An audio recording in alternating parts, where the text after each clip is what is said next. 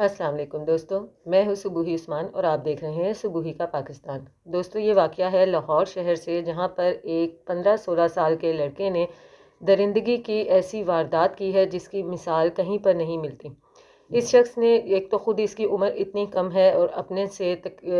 تقریباً 7-8 سال چھوٹی بچی جس کی کہ عمر 8 یا 9 سال بتائی جاتی ہے، اس کے ساتھ اس قدر درندہ صفت حرکت اس نے کس طرح سے کر دی ہے، کس طرح سے دل دہلا دینے والا یہ واقعہ اس شخص نے کارنامہ یہ سر انجام دیا ہے۔ آپ لوگ بھی سنیں گے تو یقیناً آپ لوگوں کی بھی روح کانپ جائے گی اور آپ لوگوں کو یہ اندازہ ہوگا کہ ہمارا معاشرہ کس طرف جا رہا ہے اور یہاں پر بچیوں کی حفاظت کرنا کس قدر مشکل ہو چکا ہے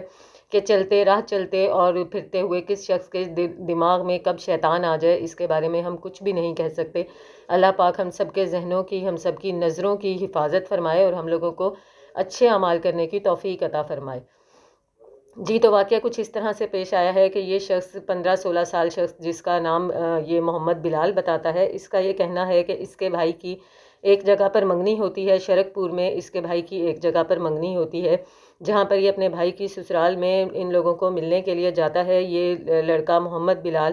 سبزی کا کام کرتا تھا، یہ سبزی فروخت کرتا تھا۔ جب یہ اپنے بھائی کی سسرال گیا تو وہاں پر ایک بچی، اسی کے بھائی کی جو بیوی ہے جس کے ساتھ کہ اس کی منگنی ہوئی تھی اس کے بھائی کی، اس کی چھوٹی بہن جو ہے اپنے گھر کے باہر کسی چیز کو لینے کی غرض سے نکلتی ہے، اور یہ شخص جب اس بچی کو دیکھتا ہے تو یہ اس کے دل میں شیطان جاگ جاتا ہے اور یہ اس بچی کو لے کر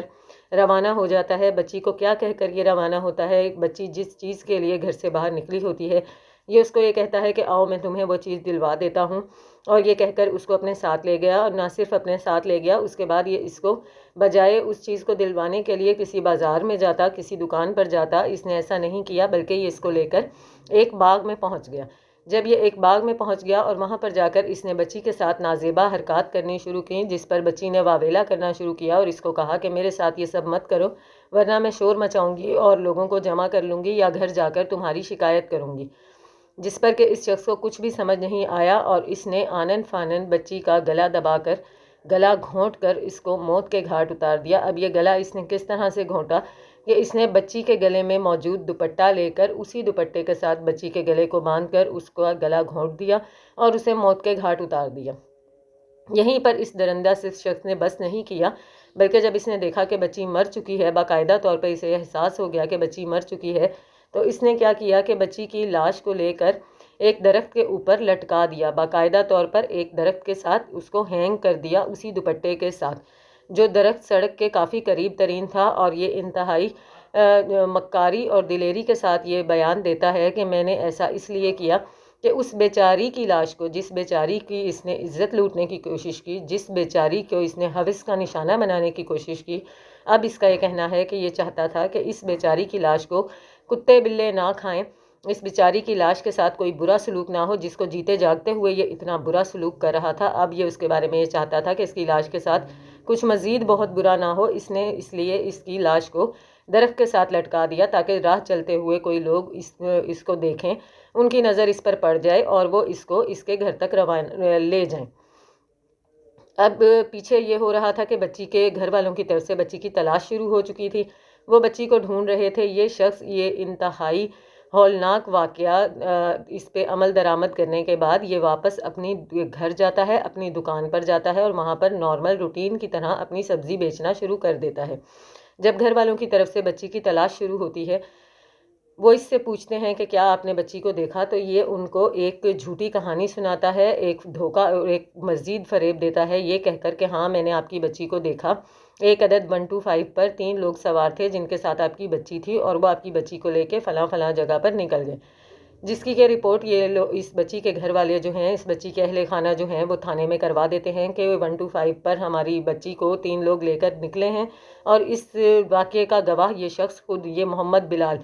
تھانے میں اس واقعے کا گواہ بن جاتا ہے کہ ایسا ہوتے ہوئے میں نے اپنی آنکھوں سے دیکھا ہے۔